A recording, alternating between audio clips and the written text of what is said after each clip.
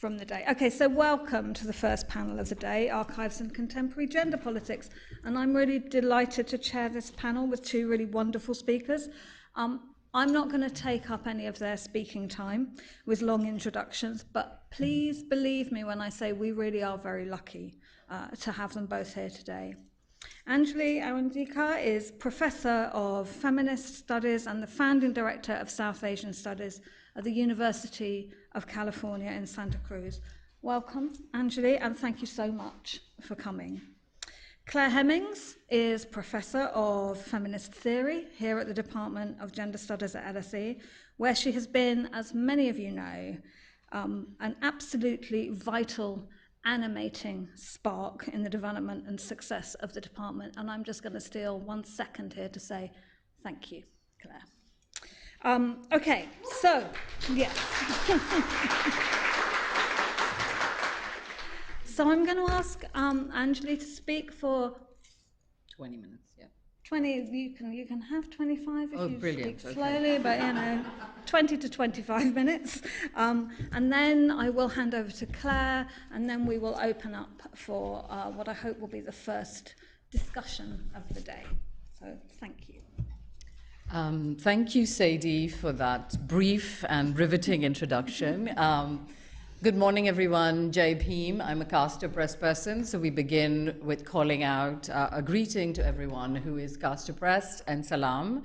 And thank you to the Gender Studies Department for ferrying me across the ocean to give this talk, and also to be an honor to be on a panel with Clare, who I've had the pleasure of meeting before and learning from her work. So I want to begin. I prepared some comments because I think we are at a difficult time, and I know everyone is eager to engage, and I see that students are beginning to organize here in the UK, as we have been doing quite ferociously in the United States. So I want to keep all of that in mind and hopefully get us talking a little bit about archives. So today, as a feminist scholar of South Asia and the Global South, I stand in solidarity with our female educators. I meant to say fellow, it came out as female, who knows, right? With our fellow educators in occupied Palestine who have renewed their call for international academic institutions to stand with Palestinian people. To fail to do so would be an abdication of my scholarly and ethical responsibility. My brief meditation today is dedicated to comrades persecuted for their commitment to a scholarship of dissent in South Asia and in the occupied territories. Omar Khaled, a student activist and research scholar at JNU who has been in jail since 2020, and the Palestinian feminist intellectual Professor Nadira Shalhoub-Kevorkian from Hebrew University, who has been detained twice for speaking of the Israel state's regime of violence, and of course to more than 100 Palestinian scholars and teachers in Gaza killed in systematic acts of scholasticide. I know all of this is familiar, but again, we can never remember enough. So I've called my brief comments, Keeping the Subject Alive. I'm going to use three terms, which some of you may know and some of you may not. And the three terms are Adhivasi, which is a term used by people from scheduled castes and scheduled tribes in India. It's the preferred term in terms of the words of the state. Another term is Dalit. The state term would be untouchable or scheduled caste, or Bahujan, which is other backward castes. I myself am Bahujan, so I will refer to those terms as shorthand. Of course, feel free to ask me anything later on. So, keeping the subject alive. I am not your data, nor am I your vote bank. I am not the soul waiting to be harvested. I am not your field, your crowd, your history, your help, your guilt, medallions of your victory. So I draw my own picture and invent my own grammar. I make my own tools to fight my own battle, for me, my people, my world, and my Adhivasi self. Abhay Khaka.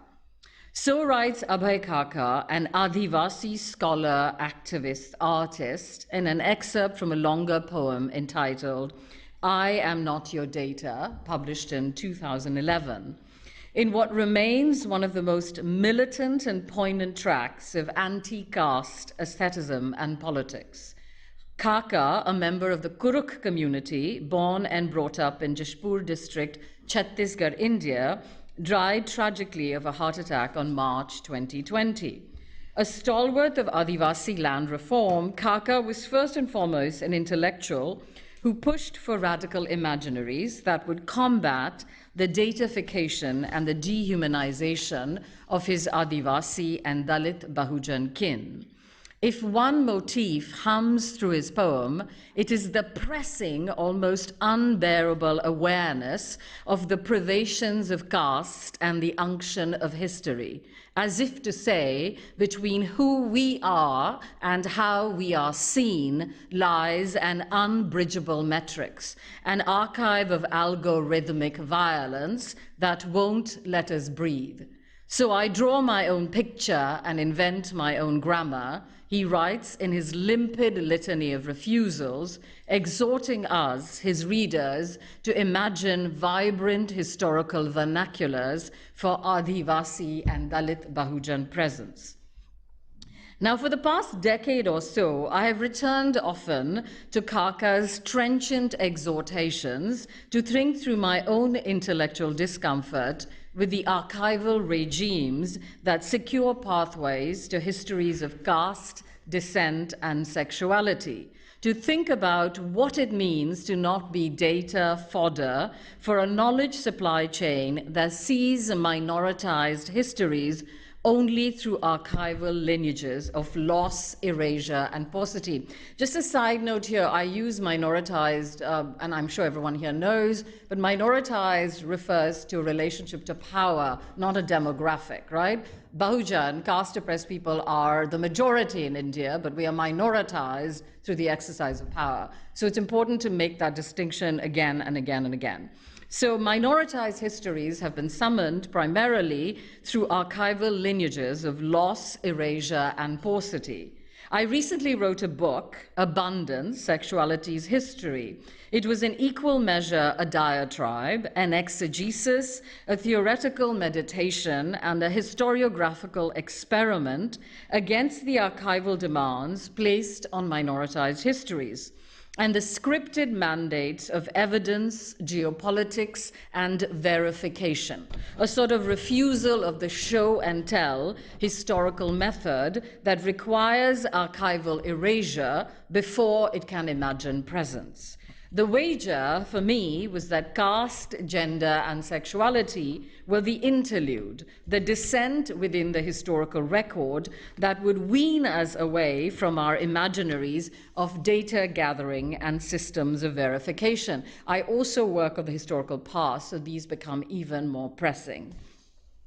I turned instead to the concept metaphor of abundance as a heuristic to advance a non-recuperative history of sexuality that embraces presence without return or the fear of loss. My turn to abundance appears less as a seductive alternative to the evidentiary mandates of datafied history. Rather, it gestures more to the demands of such a history, iterating its ubiquitous claims at the same time. As my book repeatedly signals, we have afforded lavish attention to the effacement of histories of gender and sexuality, and I would add caste, and somehow left their efflorescence woefully under-theorized. A history of sexuality's abundance, like the one that founds my book's argument, full of joyous indiscretions and staged archive, shaped and determined by caste oppression, remains untold. To summon a history of abundance, I suggest, is not to be restored to representation under continued occupation, but be set adrift upon more intrepid economies of meaning, sometimes harmonious, sometimes dissonant, that come together to upend genealogies of historical recuperation and representation. Today, as we stand witness to an unimaginable genocide of our Palestinian kin, such archival habits of show and tell, prove that we exist, seem even more pressing and perhaps impossible to leave behind. As Ariella Azule reminds us so eloquently, to report or recuperate archives of Palestinian lives without theorizing our habits of representation is to reify, quote, the morality of members of colonizing societies and not the morality of the colonized, the racialized, the oppressed. If the colonial injunction of morality is to look, the anti-colonial one is to look for the truth, end quote. How then do we invent an archival grammar of dissent, to return to my opening epigraph by Kaka, to refuse metonymic deployment, to do more than witness, to become and indeed to inhabit a different order of collective presence? How do we move from keeping the story alive to keeping the subject alive? As we gather here today in an act of communal learning, I want to suture archives of caste and sexuality in South Asia to the archival hermeneutics of refusal and survival from Palestine. I will provide two staged events of reading, two cyclines of epistemic and material protest, one from India and one from Ramallah, Palestine, each an archival fragment of histories of dissent rendered in a different rhetorical key. My ambition, for better or for worse, is necessarily diffuse, even didactic. The urgency here is to demand new imaginaries of the archive. In order to get to my non-data, you will have to use your imagination. Section 1, I have two very short sections. Hum kagaz nahi dikhayenge, we will not show our papers. And I see many people nodding, which is great, which means you recognize its familiarity. Even as protests against the controversial Citizenship Amendment Act, which I will refer to as the CAA, raged rapidly across India at the end of 2019 till 2020. The last protest right before the pandemic I attended was in Bombay/Mumbai on March 15th, 2020. There was a clear sense that we were facing familiar legal, historical, and political challenges around the linkages between evidence, evidentiary regimes, and discourses of rights and representations for minoritized subjects across caste, religion, labor, sexuality, and more. Passed in December 2019 and now in full brutal force as the elections in India enter their third phase, the Citizens Amendment Act, the CAA, enacted the virulent logic of earlier efforts to create a national registry of citizenship in the northeastern state of Assam that mandated all citizens to prove evidence of their citizenship. Prove that you exist, show that you exist, show us your papers. The prevailing ideology behind both state efforts was, as many of you here know, the systemic expulsion of the minority Indian Muslim community, whereby CAA would extend citizenship only to non-Muslims fleeing religious persecution in neighboring countries. Meanwhile, Muslims, Indian or otherwise, would be required to prove their citizenship through spurious paper archives that may or may not be recognized. The chant, "Hum kagaz nahi dikhayenge," we will not show our papers, became a rousing anthem of the protests, echoing the challenges evidentiary and archival regimes placed on bodies across regions, generations, and temporalities. Excerpted from Varun Grover's now very viral poem, the full paragraph reads, "Hum samvidhan ko bachayenge, hum kagaz nahi dikhayenge, hum janagana bhi gayenge, hum kagaz nahi dikhayenge." We will save the Constitution, we will not show papers, we will sing the national anthem, we will not show papers. Now, for sexuality's subject, such a demand for kagaz, evidence, produced a particularly complex set of legal, ethical, and affective negotiations. The most strident refusals of such paper regimes were enacted by trans subjects who spoke out against their continuous effacement within legal and societal structures in India. To produce original evidence, to produce kagas, was to prove trans lives, who we really were, scholars and activists insisted, was to return to deadening familial, legal, and chronological structures of self that were violent and punitive. For Dalit, Bahujan, Adivasi kin, and the segregation of sexuality and caste is clearly artificial, the call to documents, verifiable otherwise, was an acutely exclusionary judicial enactment of caste consolidation. To be legible as paper subjects was to further dehumanize caste-oppressed bodies, already at the periphery of the state's power. For example, my own mother, like so many other caste-oppressed kin in India, has no birth certificate, only a memory of a life nourished despite the mandate of that origin story. To refuse paper, to refuse evidence, was to forge a history of caste and sexuality that required new archives of political action.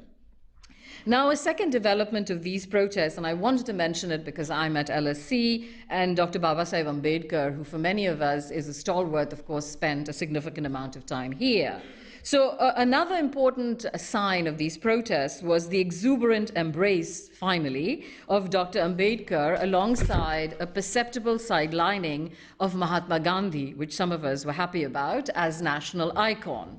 The phrase preceding the chant, "Hum kagaz nahi dikhayenge," we will not show our papers, was the equally rousing phrase, "Hum samvidhan ko bachayenge," we will save the Constitution, a direct homage to Ambedkar's constitutional legacy, his pioneering vision of radical democracy, which, as you know, centers Dalit and Bahujan histories.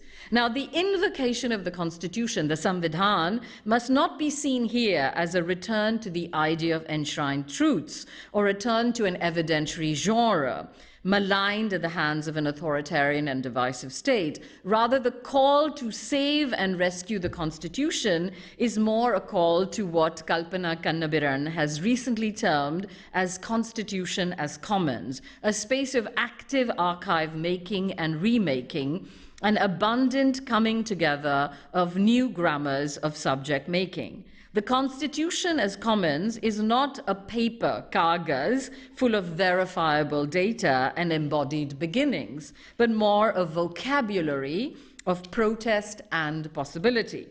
Now, in a space like South Asia, and any of you here who are or have been there, the idea of evidence is always already a hoax, a jugaad, as we say, a flexible form. What does it then even mean to both refuse and mobilize the rhetoric of paper, or kagas?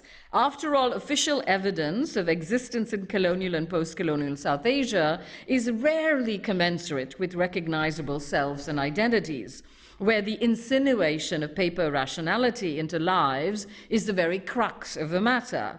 Documents fake and fail lives, their failure an incitement to the variations of duplication, duplicity, and collectivity. Our pandemic times further heightened these kagas regimes for me, as citizens were both composed and jettisoned through a language of paper and evidence that arbitrarily created insiders and outsiders. I have returned often to those early moments of protest during the pandemic as the jugaad. We make, you believe, archival forms which became both our salvation and our demise. Social media secured life at the very moment in which the state refused its possibility. Unnamed kin died in unnamed spaces, even as the register of COVID-19 deaths and cases climbed up each day. A trans Dalit comrade in rural Maharashtra who could not get their brother into a hospital bed wrenchingly wrote me, "Kagas navte ghar, म्हणून त्याचे मरण लवकर झाले." Speaking Marathi. "We didn't have the right papers, sister. That is why he died so prematurely." Section 2. They are shooting at our shadows. Evidence box. Featuring a series of visual investigations of state violence in the occupied Palestinian territory, They Are Shooting at Our Shadows is the first exhibition of the Forensic Architecture Investigation Unit, FAI, at the Al-Haq organization in Ramallah, a political, intellectual, and counter-forensic archive to the Palestinian liberation movement. This exhibition was hosted in March 2024 at the Institute of Arts at the University of California, where I teach, as part of an initiative we have on visualizing abolition. Established in 1979, Al-Haq and then the Forensic Architecture Investigation Unit, FAI, was established to protect and promote human rights and the rule of law in the occupied Palestinian territories. Al-Haq has special consultative status within the United Nations and documents violations of the individual and collective rights of Palestinians. The Forensic Architectural and Investigative Unit is housed within Al-Haq's Monitoring and Archival Department in Ramallah and is the first of its kind in the Middle East in pursuit of legal accountability and public advocacy. Since its inception, the FAI unit has worked to cultivate a new understanding of how human rights documentation can function in Palestine, in a context where rights defenders are themselves living under occupation and apartheid, regularly facing both Israeli digital and physical violence. In so doing, as Palestinian forensic and archival investigators, the FAI unit is also pushing forward the limits of archival techniques by interlacing Al-Haq's established frameworks for community-centered ground truths with visual and spatial analysis. Archival footage within this collectivity emphasizes continuously the plurality of the event. Testimony-led narratives and eyewitness accounts are combined with counter-forensic methodologies to show how each archival trace is intricately situated within larger webs of hyper-militarized surveillance and control strategies imposed on Palestinians.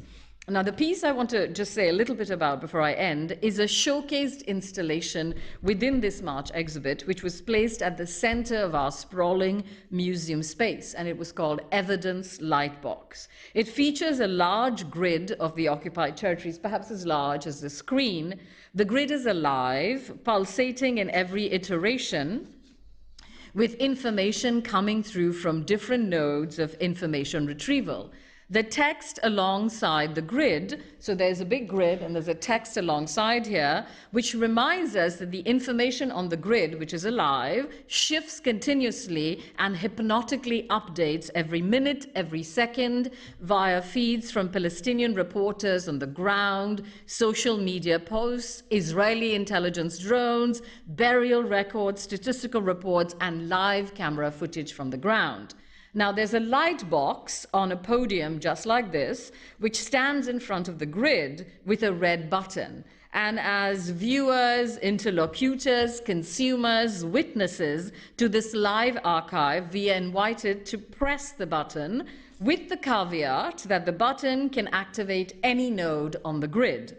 One click may take us to camps where displaced Palestinians smuggle joy, where we see a graduate student receiving his master's degree in regalia fashioned from tarps amidst the detritus of war, while another click may take us to the live, careful retrievals of bodies decimated under the rubble. There is little that remains unseen, yet seeing is not our way into the archive.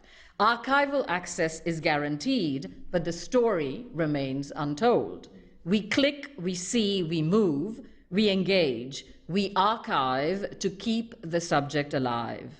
By inhabiting the broader wide-scale patterns and the surgical events unfolding in real space and time, a stark assessment is made about the situation in Palestine today. The logic of surveillance that historically and currently separates the archives of the colonizer and colonized disappears. Instead, what we see is an archive reaching and yet surviving its genocidal conclusion. Now, today, as heartbreak stretches across Palestine, there is no dearth of evidence of loss and violence. There surely must be, as Al-Haq's work here reminds us, more abundant archives to be made. From the searing faces of our Palestinian kin who tend the dead in the landscapes of Zionist making, to the broken hospitals that provide breath to the as yet living, we must archive to believe. In the avalanche of videos and live streams that hit my social media every day, one post reappears again and again and again, made alive by the touch of our screens and the virality of our kin. Quote, "I hate the internet and the camera," end quote, says one heartbroken man, a Palestinian media worker. Quote, "There are too many details," he says.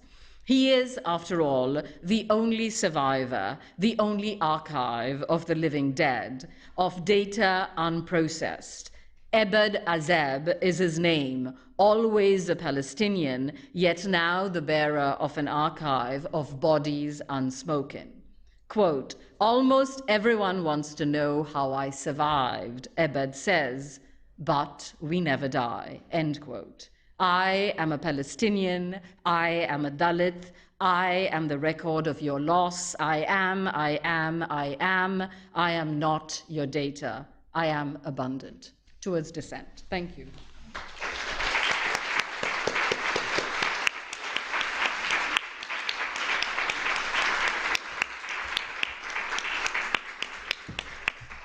Thank you so much. Thank you. Can I just say thank you so much for supporting us on our day beautifully. Thank you. Claire. Thanks, Sadie. Thank you for the introductions, and thank you to the organisers for today. And thank you to those of you who managed to get here for 10 for what will be a long and exciting day. And I'm honoured and it's a privilege to share space and this stage with you, Anjali. I'm just processing. We must archive to believe. We must archive to keep the subject alive. And as you'll see, that resonates with some of the remarks that I'm going to make, I hope anyway. Yep, I need my glasses.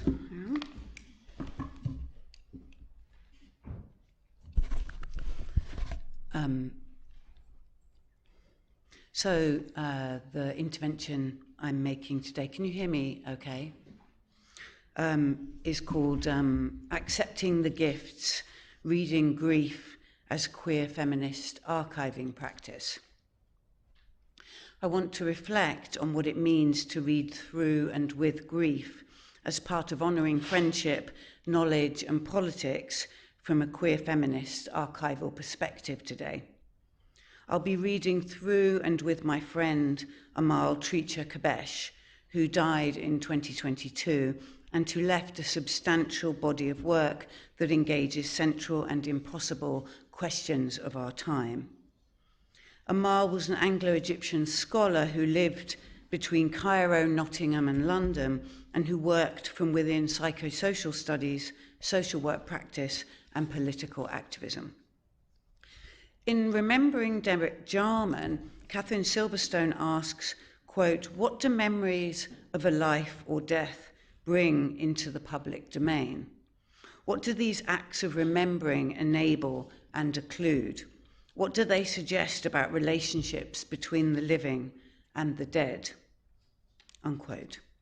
Time stops for the dead, but, quote, the surviving person is also arrested or stopped, Judith Butler reflects, experiencing themselves as impoverished, just as the loss of the loved one impoverishes the world. And Jacques Derrida insists in the work of mourning that, quote, nothing can begin to dissipate the terrifying and chilling light of this certainty, that the one of whom we speak, who we cite, whom we try to let speak, is no more, is no longer here, is no longer there. We cannot seek to ameliorate this pain by remembering the dead through, quote, showing off some secret contract, unquote, that allows us to imagine that our friend still lives within us intact, Derrida says, of Roland Barthes.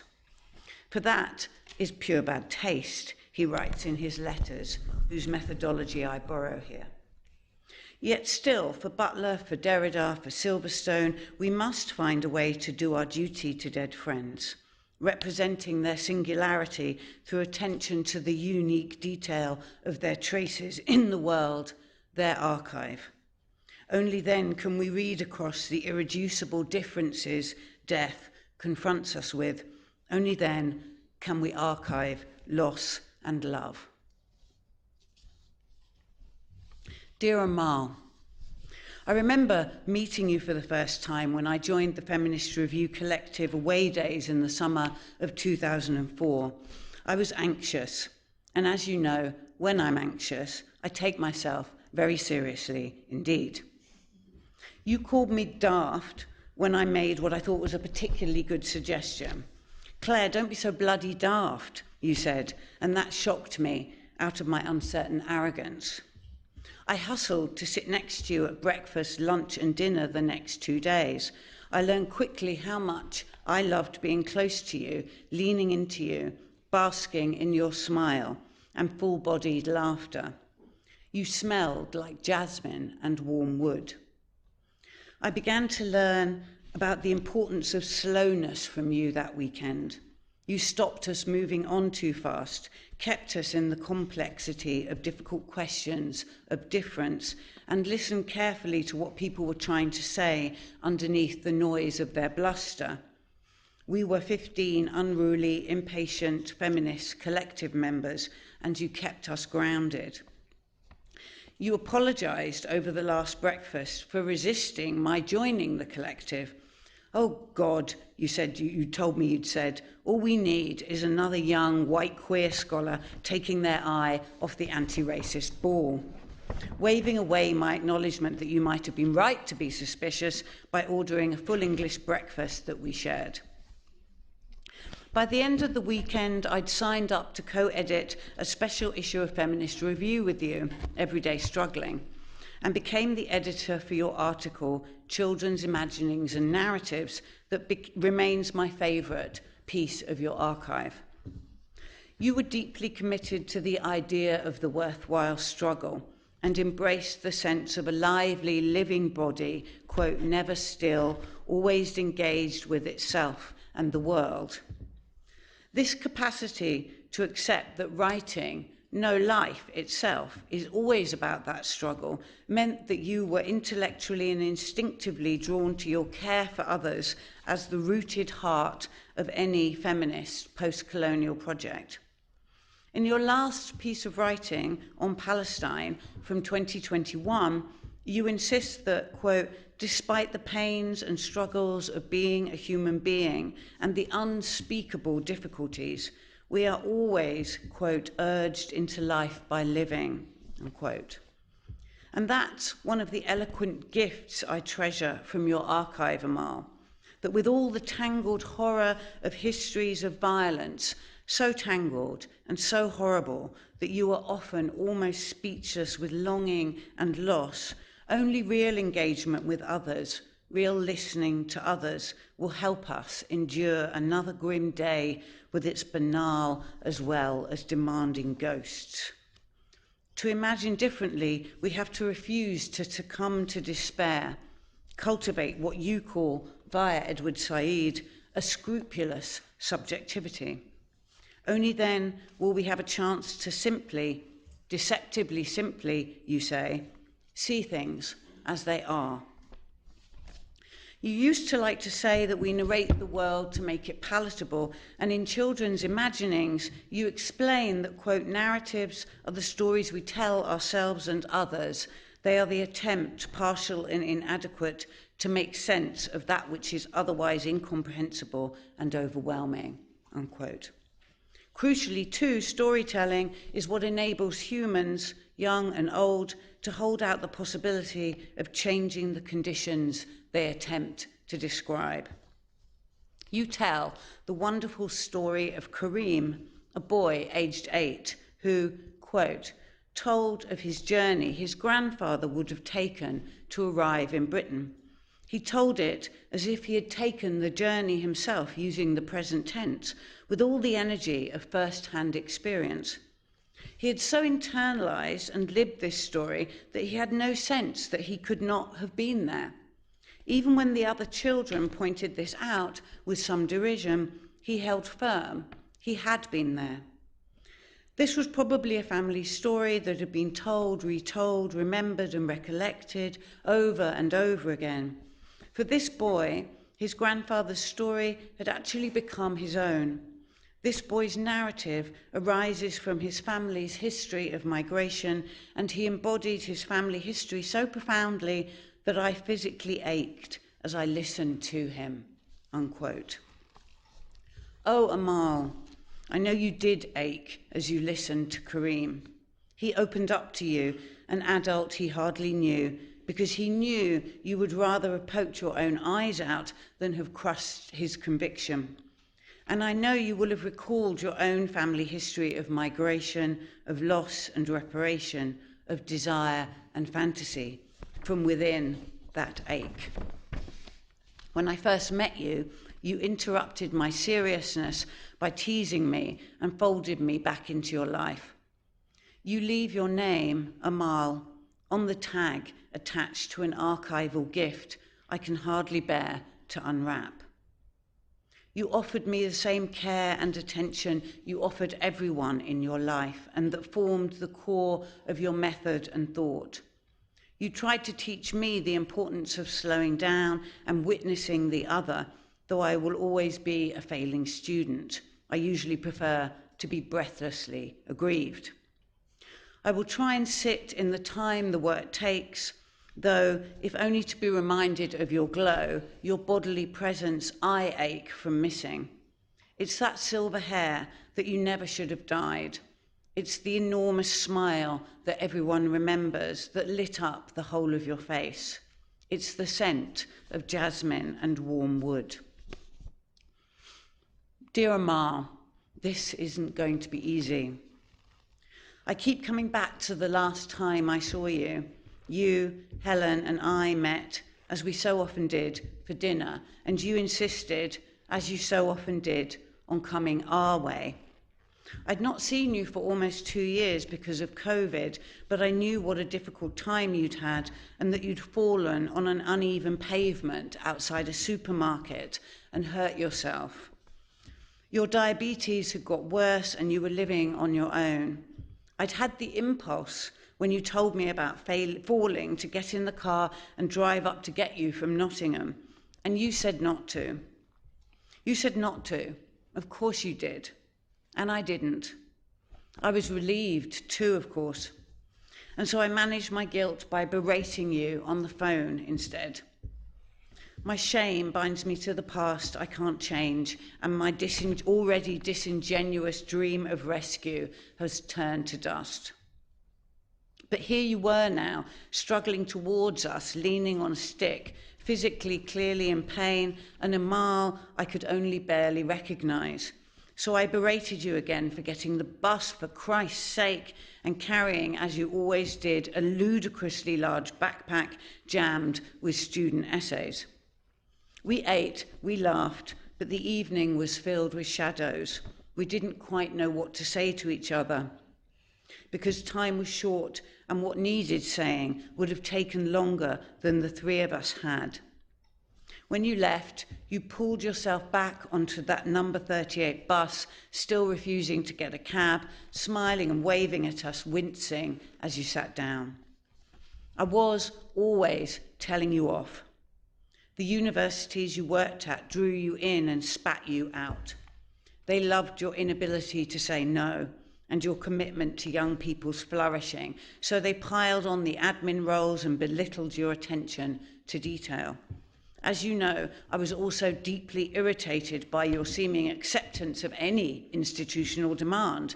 You never took my excellent advice about how to say no and ignored me when I gave you precise instructions about how to get the best deal for retirement.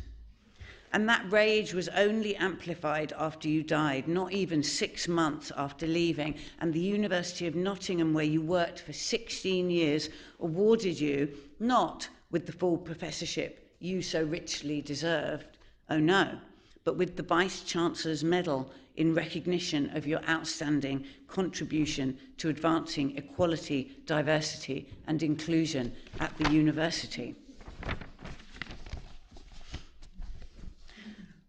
When we wrote our piece together on the neoliberal horrors of agency and affect in the contemporary neoliberal workplace, I enthusiastically embraced our most astute, if I say so, critique of the increasing need in academia as well as elsewhere to cast, quote, vulnerability, incapacity to act in one's own interests or exhaustion as personal failings, while assertiveness and capacity bring success. We talked too of the differences between our academic locations, theorising your, quote, enthusiastic taking on of burdensome administrative roles as a perverse effect of your experience of racism and of my white middle-class privilege providing a buffer against queer feminist anxiety. Of course I loved that piece. Not only was it a prescient intervention into the degraded trajectory of higher education in the UK, it also allowed me to entertain my fantasies of you as the one who couldn't cope, and me as the one who could. And even better, that this was because of our different locations and recognition, and that I was here to help you with the toughening up, lest you be even further oppressed by the demands of an uncaring institution. You're laughing at me again, Amal. But I see now in rereading that piece that I have other, better reasons to love it, reasons that might even be a little less deluded. You were already telling me something, Amal, even though you knew I wasn't listening. I was too busy being a productive but transgressive academic subject to face the fact that my own affective investments in overcoming despite were and remain almost impossible to shift. Yet you were careful to insert an important note in our joint text that, quote, agency is a sustaining fantasy of psychic and material life for privileged subjects as well, unquote. You were trying, very gently, to warn me that there would be a time, and probably quite soon, when I would come face to face with the naked aggression of an extractivist institution I had been pleased to imagine I would always have the skills to get the better of. You were trying to say, it looks as if your privilege protects you, Clare, and it surely does. But it won't always, not necessarily, and not only in relationship to your overinvestment in queer marginality and its broken authority. But you never left yourself a victim in this abject scene I am retelling, Amal, because, as you insist, quote, your own situation is also hardly one unmarked by the privileges of academic life. Right in that moment, right there, you refused to leave me stranded on the side of myopic privilege, joining me there instead to help me gather myself together when the time came, as you knew it would. You did that for me, Amal, from the strength of your vulnerability, overwork and confusion that I dismissed then as a sign of your oppression, not of your knowledge, resilience and skill. And as things seemed to get worse and worse, and then a bit worse again, and it's you I want to talk to about their seemingly endless worsening, I can open up that archival gift, still with some embarrassment, and bring into the present that capacity you had for absolute solidarity, from a place stripped of fantasy, from that place of strong vulnerability and confusion. Dear Amal, who's being daft now? I laugh as I read your absurd claim that you don't really know very much about gender. This from the woman who has written a book on masculinities in Cairo and London and another on gender and the revolutionary Middle East. In fact, gender is everywhere in your work, everywhere in your writing on childhood, on Egypt, on religion, on ethics, and the other, on Palestine. But perhaps what you mean is that gender bewilders you. In your signature way, Amal, you take that uncertainty and wield it as generous critique. Responding to your friend Farhad Dalal's work, you carefully talk him through the ways his resilience on fixed gender differences gives Muslim women no room to move or breathe. Writing with co-conspirator Hala Shukrala, you chide Western feminists for engaging with the Arab woman only, quote, when the issues are different to their own, remarking that this is precisely how fantasies of cultural distance and difference are maintained. And in children's imaginings, you show us how gender is a site of anxiety and difficulty that the children you care about try to narrate as best they can, telling tales that were, quote, wild and full of danger and threat. They told stories of dolphins being transformed into malevolent sharks, bodies pulled apart, unquote. For Judith Butler, being a girl or boy comes about through the homosexual prohibition, if only.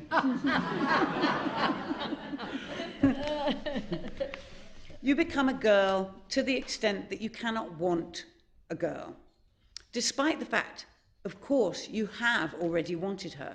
So part of that prohibition rests on a forgetting that you ever did desire what you have had to become. You never did love, and so you never did lose that forbidden object of desire, Butler tells us. And to make matters worse, that never, never, a ghostly archival frame, if ever there was one, is founded on a disavowal.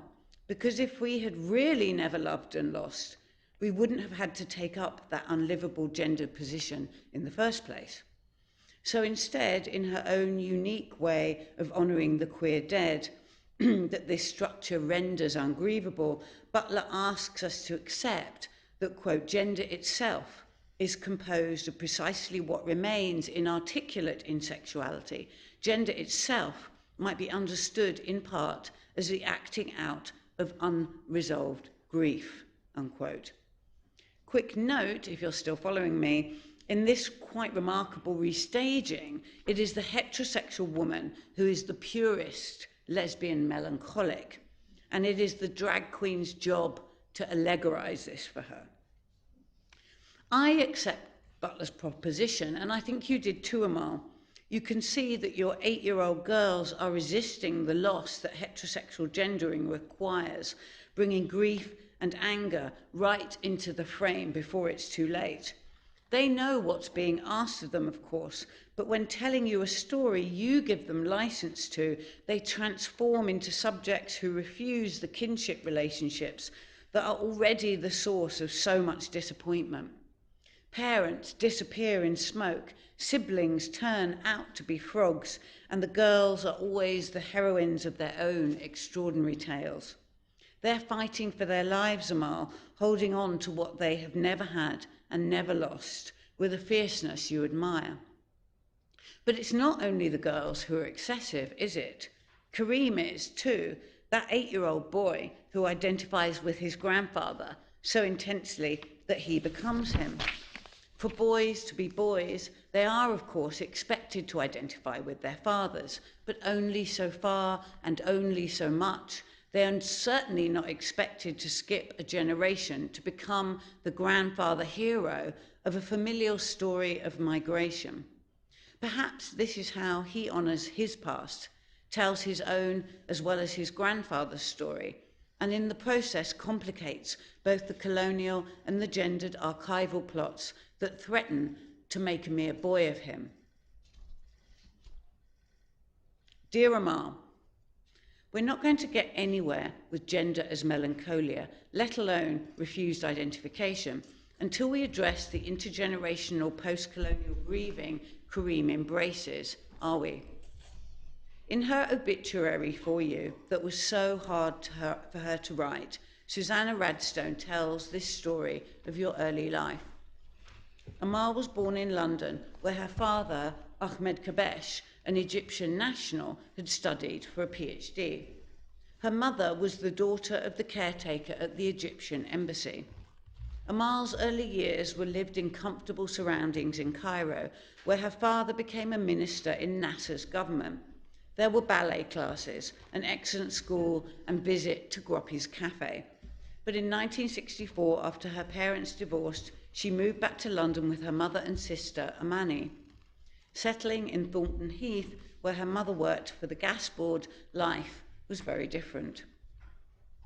It is your beloved Susanna who goes with you 20 years later to find your father, armed only with an old address for a friend. We hailed a taxi and tracked Ahmed down, she remembers.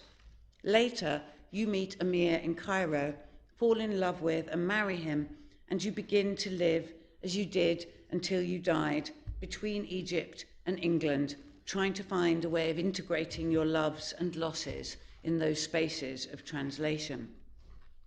Towards the beginning of your book, Post-Colonial Masculinities, you tell us disarmingly, quote, "My loving and close relationships are to Egyptian men.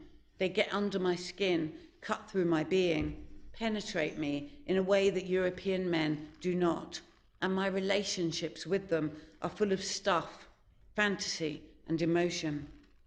In the book, you show such bittersweet care for the Egyptian men in your life, whose melancholy you understand as their way of living the loss of failed national independence and failed revolutions over and over again.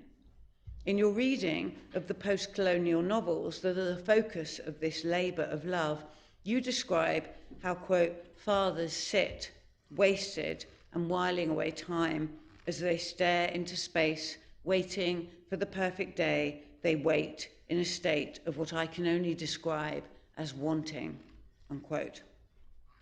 You find the irresolvable suffering of the men you dedicate yourself to unbearable. Your book is about too much and too little, you tell us. It is too jagged and yet somehow overly smoothed and does not quite capture the shreddedness of lived experience. You remain perplexed and complain that you are living in a fog. You are at a loss as you try to shoulder their loss, as you tried to hold together Ahmed's shame at what he saw as decades of pointless political participation with Amir's shame and rage at economic dependence and familial breakdown. For you, as for Frantz Fanon and Edward Said, it is the vacillation between pride and shame that binds the post-colonial men you love to an ideal, to the nation. But Amal, it is you too that is left shattered, tearful and guilty. And perhaps it's from within my own irritable queer gender melancholia that the impulse to shout at you bubbles up. I want to pull you out of that stifling fog of heterosexual devotion that I see, of course I must, as your downfall. I want to drag you away from that scene of repeated misery where your attempt to restage their sadness as your sadness to make it bearable never quite succeeds. And I want you to refuse the position of lesbian melancholic as it inheres in your devotion, to come back to London where you belong. I hope you're enjoying my colonial gesture of incorporation, Amal, my pitting of queer aggression against post-colonial melancholia as a zero-sum equation. Gradually, though, I start listening to you again, staying on the page with you, trying to hear what you're saying from within your professed speechlessness. You know before anyone else knows that you need to stay where you are. I am preoccupied, you tell us over and over again in post-colonial masculinities. I am preoccupied, you tell us, with the interrelationships between events, narratives and discourses. I am preoccupied with the role of emotions and fantasy in public life. I'm deeply preoccupied with the following question and don't know what to think. I am preoccupied with the meaning of settler colonial violence and loss. And perhaps in that repetition and recognition of the haunting that is one meaning of preoccupation, along with obsession and fixation, you are trying to hold open a space of loss and understanding, refusing once again to move on too soon. Perhaps you are using your bewilderment as a way of forging solidarity with theirs in that extraordinary way that only you know how to do. I've started to realize that I am the one who haunts my father, you say, in an earlier article. I lock him firmly to the past, and I have an ethical responsibility to release him. Perhaps in the end, you aren't so much trying to take on the melancholia of the men you love as pulling open the door to a familiar haunt so that you might greet them there to grieve. Dear Amal, I see you walking towards me again that last time. Yes, you still got that absurdly heavy backpack on, and you walk slowly across the landscape concrete in Hackney. I run towards you so I can clasp you, be greeted, be folded up by my Amal. The light catches your bright white hair and echoes off your shy, direct smile that spreads across your whole face. Beams of light cascade, concentrate, bounce off the dirty scaffolding and break into rainbows as they hit the polluted Dalston air. You smile, that impossible smile, and it refracts and concentrates and bounces off all the bodies crammed into that filthy street. It makes a parting of the waves that forces you into the limelight. You laugh at that, the limelight not being your natural habitat. And your anyway belly laughter and your deep, bright smile generate a force that pushes and pushes at the limits of the place we are in. Your Amal light shimmers and cracks and shoots off from that dirty Dalston street, off the pollution and the bodies and between us and into the murky sky. It opens a tear in that nondescript sky as we watch in wonder. It opens up not much more than a small tear in that miserable, damp sky.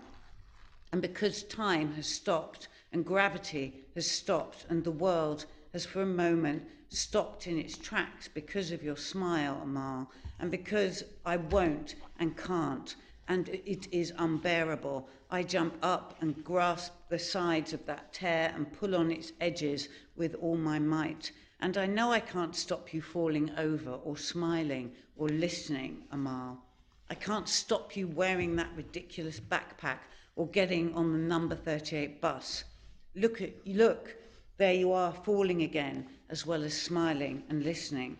My feet are a mile above the ground and I can see you falling over on the pavement outside the supermarket and smiling in Dalston and listening to Kareem and getting back up and not knowing how to talk to your father and laughing at dolphins and sharks and of course at me, and my vertigo disappears. I can't stop you from falling. It keeps on happening. Look, there you are, falling again and smiling and listening. But I can promise to hold on with all my might to that tear in the world that only the refraction of your smile could have rent. I can promise to try and hold open those edges, keep going back to the places we met, keep jumping up a mile above the filth where you smiled and listened and fell. Keep going back to your archive, to where it smells like jasmine and warm wood. Thank you.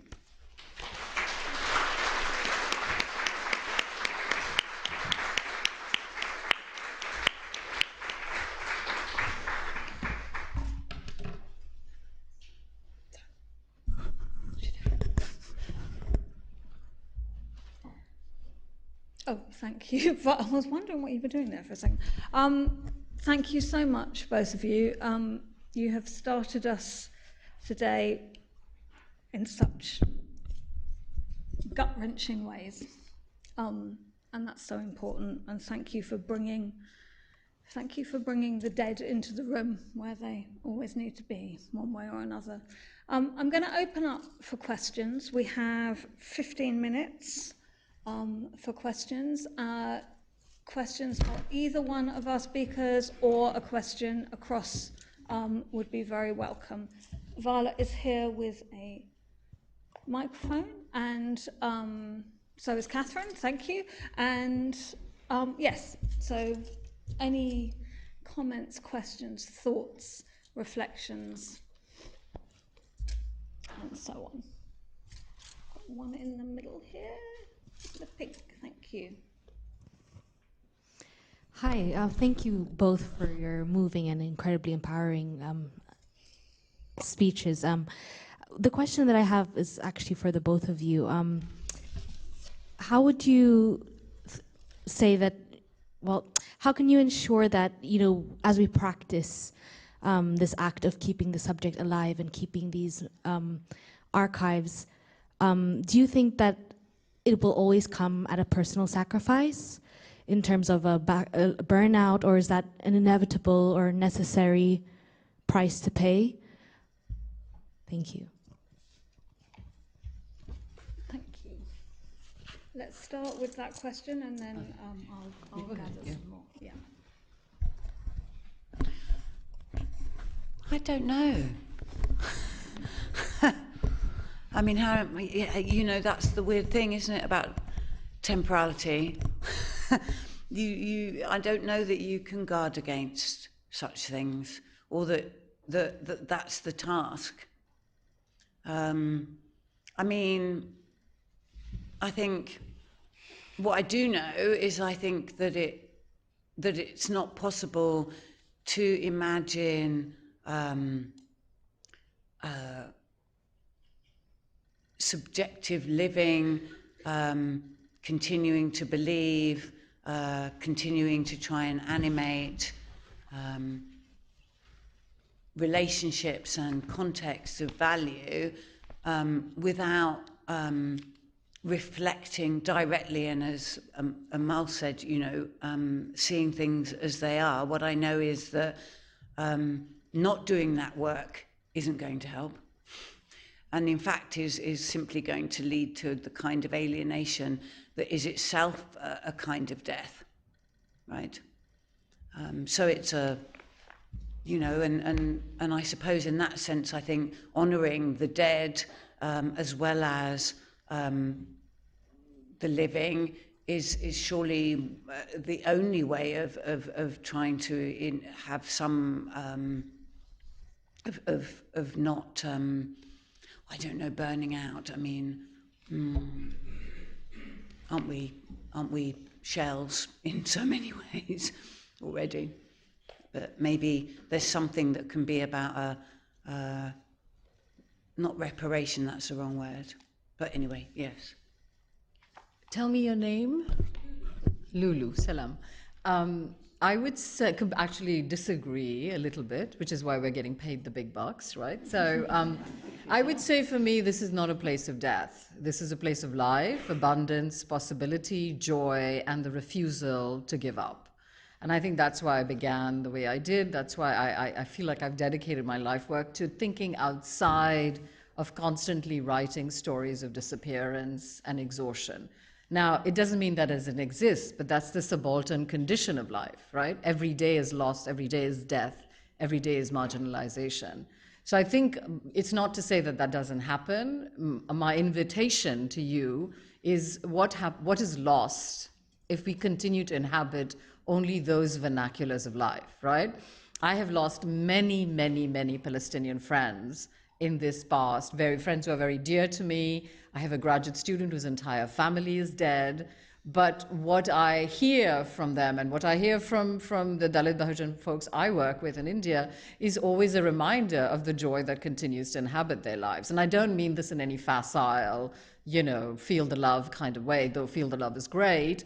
But I'll give you an instance, right? So one of the organizations we work with, I live in Los Angeles, is a group that provides reproductive care to women and multiply gendered people. And the person who runs it is an amazing Palestinian OBGYN. And every time she talks about it, she shows us images of her family life in Palestine. Whether these people are alive or dead is not the point. The point is remember us that way, right? So again, it's not about losing the sightline of loss, but sort of inviting you to say that cannot be the form that defines us. right? So I think, and this is true as I, have demonstrated in archival. I mean, I work in textual archives. I work in the 18th and 19th century. This is a foray just for today. I don't actually write about the contemporary moment as much. So my invitation would be, what would it mean to not start with that story of loss and erasure and minoritization? That's the story that has become our familiar sightline, right? So, and I think what we're seeing, you're right, is actually a refusal to see that, right? So the doom scrolling you do is not a doom scrolling of death, it's a doom scrolling of life, right? And this is something my Palestinian comrades or scholars and people who are working in India, which is increasingly going to be the most fascist country in the world after this election, we are reminded of over and over again, right? So I would say there is life more than there is death. Thank you.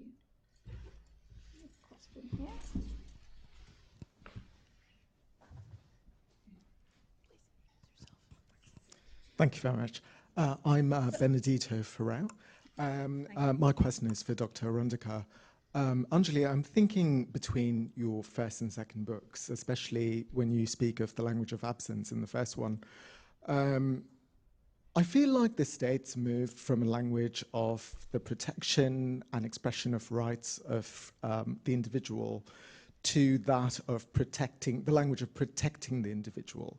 So, for example, we've gone from hearing statements about the greatest democracy in the world, in the case of India, or the only democracy in the Middle East, in the case of Israel, to now proactively protecting subjectivity by saying things like, oh, we're not going to allow you to express yourself because we are protecting you. We saw this in the case of protests in the United States, for example.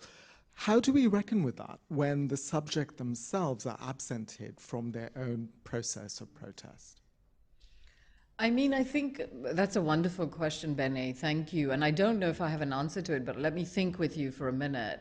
I would say that when I say keeping the subject alive, right, it's about making it less a story of capture, which is what you're describing, hence my invocation of data, and more a kind of landscape of continuous movement, right? So I think that's why they are chasing our shadows, right? The Palestinian exhibit.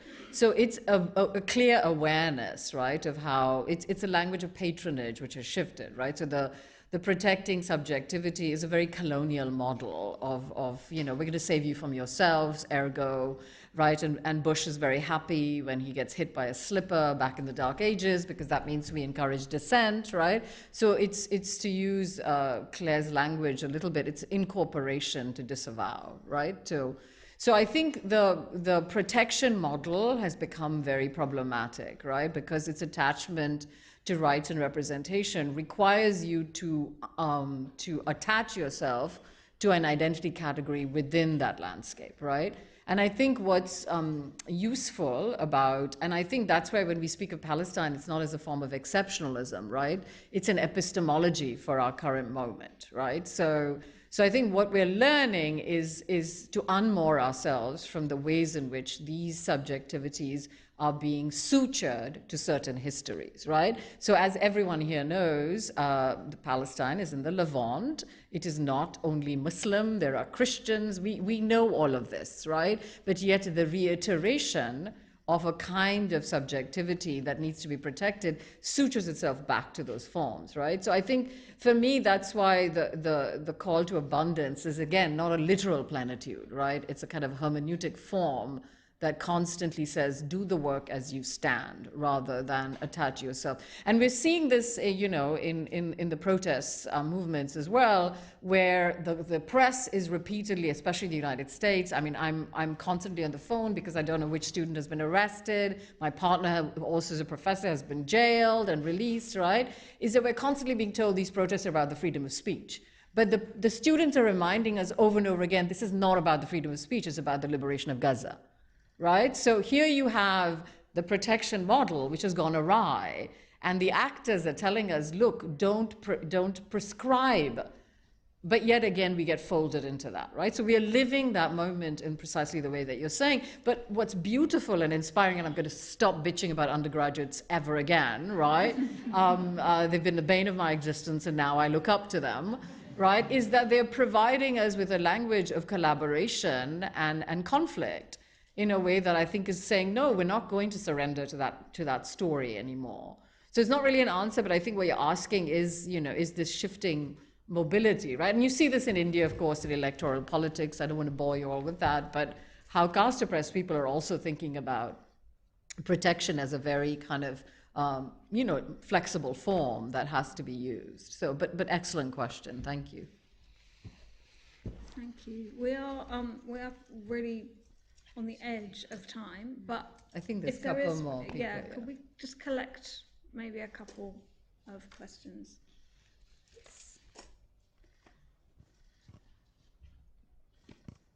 Thank you very much for the refreshing opening panel. Keeping the archives alive, where do you place the oral archive, especially given that in many of the global South cultures, it is oral history that holds a very significant place. But also knowing how delegitimized it's been in the hegemonic knowledge production. Thank you. Sister, will you tell me your name so that I can address? Sylvia.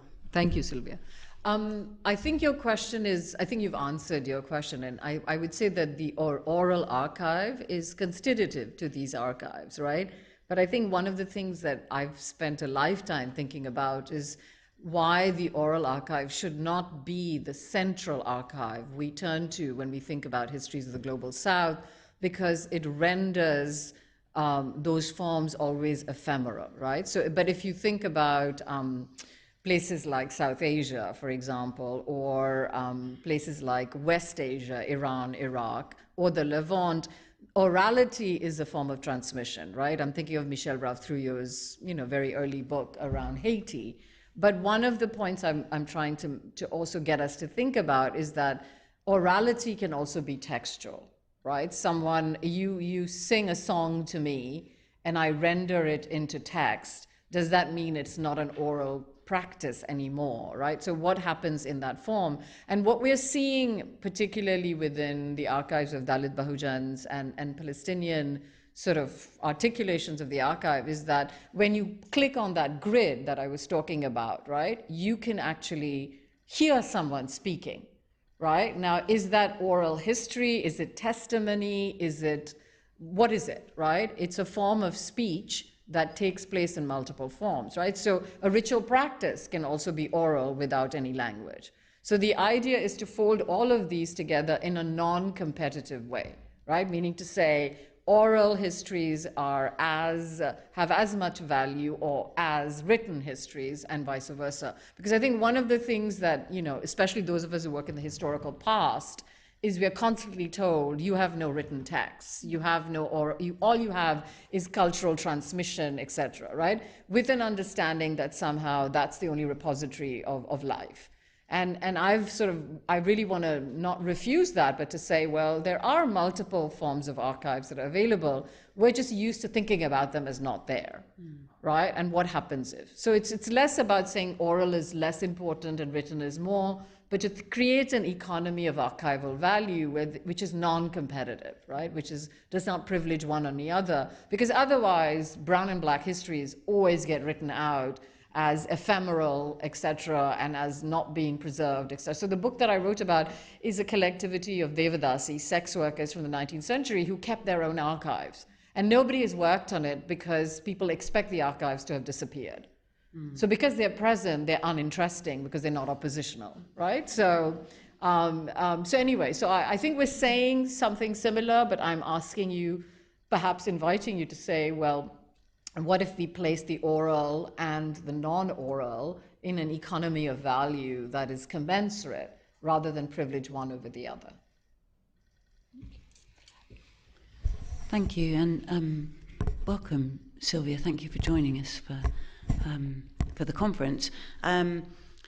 I guess one of the things that I really value about oral histories is, I mean, you know, the idea of archives and histories that are shared in a different way and so on. But one of the things that I really find valuable is also the kind of multi-layeredness. So also being able, for example, particularly if they're recorded, right, to have that sense of tone, of pause, of hesitation, of rage and so on, that you do get, of course, from voice and embodiment in ways that you can get in text, right, but it functions rather differently and has to be indexed rather differently.